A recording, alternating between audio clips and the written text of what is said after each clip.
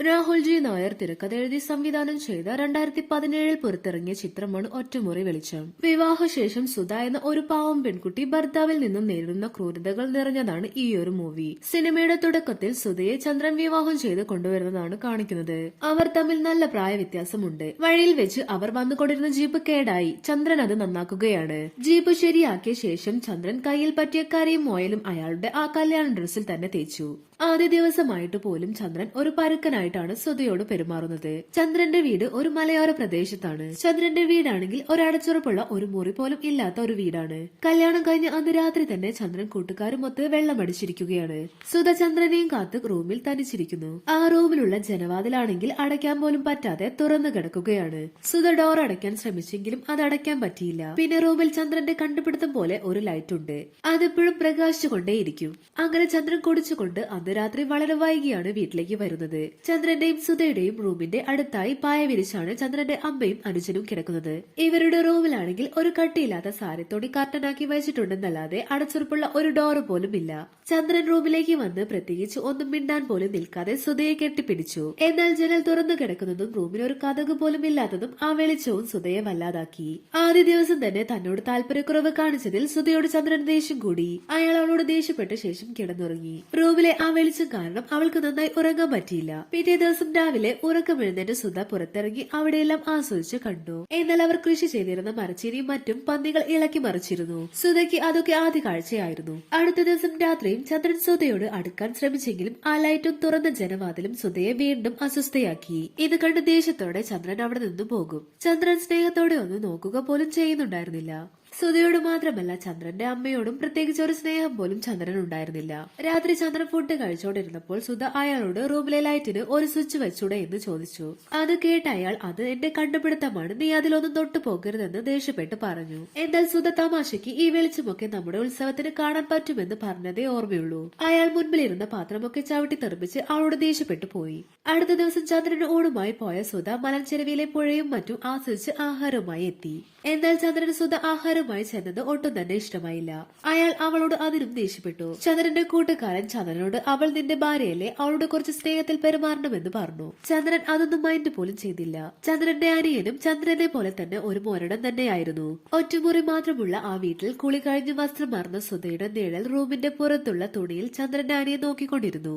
അടുത്ത ദിവസം ചന്ദ്രനോട് സുധ ആ ജനവാതിൽ ശരിയാക്കാൻ പറഞ്ഞപ്പോൾ അതിന്റെ ഒന്നും ആവശ്യമില്ല എന്ന് പറഞ്ഞ് അയാൾ അവിടെ നിന്നും പോയി. അയാളോട് പറഞ്ഞിട്ട് കാര്യമില്ല എന്ന് മനസ്സിലാക്കിയ സുധ കാർബോർഡും കയറും ഒക്കെ വെച്ച് ഒരു വിധത്തിൽ ആ ജനലിന്റെ ഡോർ സെറ്റ് ചെയ്തു. എന്നാൽ ജോലി കഴിഞ്ഞ് രാത്രി വീട്ടിൽ വന്ന ചന്ദ്രന് അതത്ര ഇഷ്ടപ്പെട്ടില്ല. അതുകൊണ്ട് തന്നെ അയാൾ അന്ന് കടയിൽ പോയി കിടന്നുറങ്ങി. പിറ്റേന്ന് രാത്രി വീട്ടിലെത്തിയ ചന്ദ്രൻ അത്യാവശ്യം കുടിച്ചിട്ടുണ്ടായിരുന്നു. അയാൾ അവളെ കീഴ്പ്പെടുത്താൻ ശ്രമിച്ചു. അത് അവൾക്ക് ഇഷ്ടപ്പെട്ടില്ല എന്ന് മനസ്സിലാക്കിയ ചന്ദ്രൻ അവളെ നല്ലതുപോലെ ഉപദ്രവിച്ചു. ഇതെല്ലാം കേട്ടുകൊണ്ട് അപ്പുറത്ത് ചന്ദ്രന്റെ അമ്മയും അനിയനും കിടപ്പുണ്ടെങ്കിലും ചന്ദ്രനെ പേടിച്ച് അവർ മിണ്ടാതെ കിടന്നു. അവൾ എഴുന്നേറ്റ് പോകാതിരിക്കാൻ അയാൾ ടോർച്ച് കൊണ്ട് അവളുടെ കാലിലടിച്ചു. വേദന സഹിക്കാൻ വയ്യാതെ അലറിക്കരഞ്ഞ അവളുടെ വായ പൊത്തിപ്പിടിച്ച് അയാൾ അവളെ കീഴ്പ്പെടുത്തി. അടുത്ത ദിവസം വേദന കാരണം കട്ടിലിൽ നിന്നും എഴുന്നേക്കാൻ പോലും സുധയ്ക്ക് കഴിയുന്നുണ്ടായിരുന്നില്ല. അവളുടെ കാലിൽ നീര് വന്നിരുന്നു. വേദന കാരണം അവൾക്ക് നിലത്ത് ചവിട്ടാൻ പോലും പറ്റുന്നുണ്ടായിരുന്നില്ല. സുധയ്ക്ക് ആകെയുള്ള ആശ്വാസം അടുത്ത വീട്ടിലെ കുട്ടിയും പിന്നെ ചന്ദ്രന്റെ അമ്മയും മാത്രമായിരുന്നു. അന്ന് രാത്രിയും ചന്ദ്രൻ വന്നത് ഒരു സൈക്കോ മൂഡിലായിരുന്നു. അയാൾ അവളെ ബലമായി ഉപദ്രവിക്കാൻ നോക്കി. അവൾ അടുത്തുണ്ടായിരുന്ന കത്തി കൊണ്ട് അയാൾക്ക് നേരെ ചൂണ്ടി. അയാൾ അപ്പോൾ തന്നെ റൂമിൽ നിന്നും ഇറങ്ങിപ്പോയി. അടുത്ത ദിവസം സുധ അവളുടെ വീട്ടിലേക്ക് ഒന്ന് പോയിട്ട് വരട്ടെ എന്ന് ചോദിച്ചപ്പോൾ ചന്ദ്രൻ അതിന് പോലും സമ്മതിച്ചില്ല എന്ന് മാത്രമല്ല അവളുടെ കരണത്തടിക്കുകയും ചെയ്തു. എല്ലാം സഹിച്ചു നിസ്സഹായായി നിൽക്കാൻ മാത്രമേ സുധയ്ക്ക് കഴിഞ്ഞിരുന്നുള്ളൂ. അങ്ങനെ ചന്ദ്രൻ പോയ ശേഷം സുധ തന്റെ തുണിയും സാധനവും മറ്റും എടുത്ത് സ്വന്തം വീട്ടിലേക്ക് പോകാൻ ഒരുങ്ങി. പിന്നെ ചന്ദ്രന്റെ പോക്കറ്റിൽ നിന്നും വണ്ടിക്കൂലിക്കുള്ള പണവും എടുത്ത് അമ്മയോട് പോലും യാത്ര പറയാതെ അവൾ വീട്ടിൽ നിന്നും ഇറങ്ങിയോടി.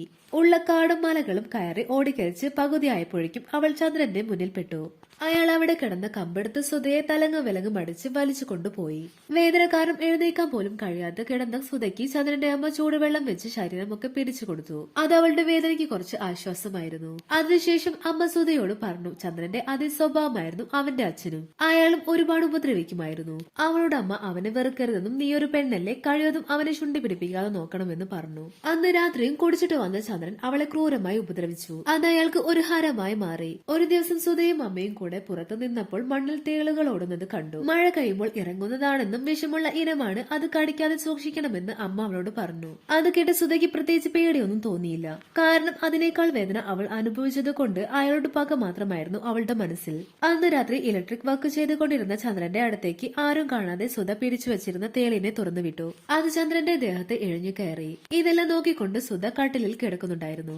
എന്നാൽ ചന്ദ്രൻ തേളിനെ പുഷ്പം പോലെ എടുത്ത് ടേബിളിൽ വെച്ച് പണി ചെയ്തുകൊണ്ടിരുന്ന ചുറ്റിക വെച്ച് അടിച്ചു കൊന്നു. അതിലും ഫലം കാണാത്ത സുധ നിരാശയായി. അടുത്ത ദിവസം ചന്ദ്രന്റെ അമ്മ ബന്ധുവീട്ടിൽ പോയപ്പോൾ എങ്ങനെയെങ്കിലും ചന്ദ്രനെ കൊല്ലണമെന്ന് ചിന്തിച്ച സുധ ചന്ദ്രൻ ഉറങ്ങിയ ശേഷം ഡോറും ജനലും നന്നായി അടച്ച ശേഷം ഗ്യാസ് ഓൺ ചെയ്ത് പുറത്തു നിന്നും തീപ്പെട്ടി കത്തിച്ച് ഉള്ളിലേക്ക് ഇടാൻ തുടങ്ങിയപ്പോൾ ചന്ദ്രനെ തിരക്കി ചന്ദ്രന്റെ കൂട്ടുകാരൻ വന്നു. അങ്ങനെ ആ ശ്രമവും പരാജയപ്പെട്ടു. അടുത്ത ദിവസം അമ്മ വന്നപ്പോൾ ചന്ദ്രനോട് അയാളുടെ അമ്മാവന്റെ വീട്ടിൽ പോകണമെന്നും സുധയെ കൂടി കൂട്ടിക്കൊണ്ടു പോകണമെന്നും പറഞ്ഞു. ചന്ദ്രൻ അതിന് സമ്മതം മൂളുകയും ചെയ്തു. അങ്ങനെ അന്ന് രാവിലെ തന്നെ ചന്ദ്രനും സുധയും യാത്ര തിരിച്ചു. ചന്ദ്രൻ സുധയെ ഒന്ന് ശ്രദ്ധിക്കുക പോലും ചെയ്യാതെ മുൻപിൽ നടന്നുപോയി. അവിടെ എല്ലാവരും നല്ല കാര്യമായിട്ടാണ് അവരെ രണ്ടുപേരെയും സൽക്കരിച്ചത്. രാത്രിയായപ്പോൾ സുധ ടെറസിൽ മദ്യപിച്ചുകൊണ്ടിരുന്ന ചന്ദ്രനോട് നമുക്ക് ഇറങ്ങിയാലോ എന്ന് ചോദിച്ചു. ആ ചോദ്യം തന്നെ ചന്ദ്രന് ഇഷ്ടമായില്ല. ചന്ദ്രൻ അവിടെ ഇരുന്ന് മദ്യപിച്ചുകൊണ്ടിരുന്നവരുടെ മുന്നിൽ വെച്ച് സുധയോട് ഡാൻസ് കളിക്കാൻ ആവശ്യപ്പെട്ടു.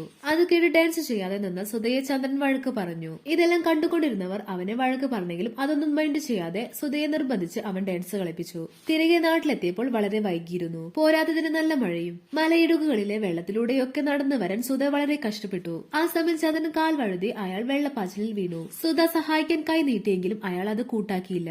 എന്നാൽ മഴയുടെ ശക്തിയും മുകളിൽ നിന്നും വരുന്ന വെള്ളത്തിന്റെ ഒഴുക്കും കൂടിയപ്പോൾ ചന്ദ്രന് പിടിച്ചു നിൽക്കാൻ കഴിയാതെയായി. കൂടെ വലിയ മരങ്ങളൊക്കെ കടപുഴകി വരുന്നത് കണ്ട് ചന്ദ്രൻ ഭയന്ന് സുധയോട് രക്ഷിക്കാൻ ആവശ്യപ്പെട്ടു. ഇനിയും അയാൾ ജീവിച്ചിരുന്നാൽ ജീവിതകാലം മുഴുവനും താൻ അനുഭവിക്കാൻ പോകുന്ന ദുരിതത്തെ കുറിച്ചോർത്ത് അവൾ പിറകിലേക്ക് മാറി. ഒടുവിൽ മഴവെള്ളപ്പാച്ചിലിൽ ചന്ദ്രനെ കാണാത്ത വിധം അയാൾ ഒഴുകിപ്പോയി. അങ്ങനെ ചന്ദ്രന്റെ മരണശേഷവും സുധ ചന്ദ്രന്റെ വീട്ടിൽ തന്നെ നിന്നു. ഒരു ദിവസം അമ്മയില്ലാത്ത ദിവസം ചന്ദ്രന്റെ അനുജൻ സുധയുടെ റൂമിൽ വന്ന് അവളോട് മോശമായി സംസാരിച്ചു. എന്നാൽ ഇത്തവണ സുധയ്ക്ക് ഒട്ടും പേടിയില്ലായിരുന്നു. അവൾ അവനോട് പറഞ്ഞു, നീ മരണത്തെ കണ്ടിട്ടുണ്ടോ? എന്റെ തൊട്ടടുത്ത് ഞാൻ കണ്ടിട്ടുണ്ട് എന്റെ ഭർത്താവിന്റെ മരണം. അപ്പോൾ പോലും ഞാൻ ഭയന്നിട്ടില്ല. ഇത് കേട്ടതും അവൻ അപ്പോൾ തന്നെ അവിടെ നിന്നും ഇറങ്ങിപ്പോയി. ചന്ദ്രന്റെ മരണശേഷം അവൾ ആദ്യം ചെയ്തത് അയാൾ വലിയ സംഭവമായി കൊണ്ടു നടന്ന ആ ലൈറ്റ് ഓഫ് ചെയ്യാനുള്ള ഒരു സ്വിച്ച് വെക്കുകയായിരുന്നു. ആ ലൈറ്റ് ഓഫ് ആകുന്നിടത്ത് വെച്ച് ഈ ഒരു സിനിമ അവസാനിക്കുന്നു. അപ്പൊ വീഡിയോ ഇഷ്ടമായ ലൈക്ക് ചെയ്യാനും ചാനൽ സബ്സ്ക്രൈബ് ചെയ്യാനും മറക്കല്ലേ.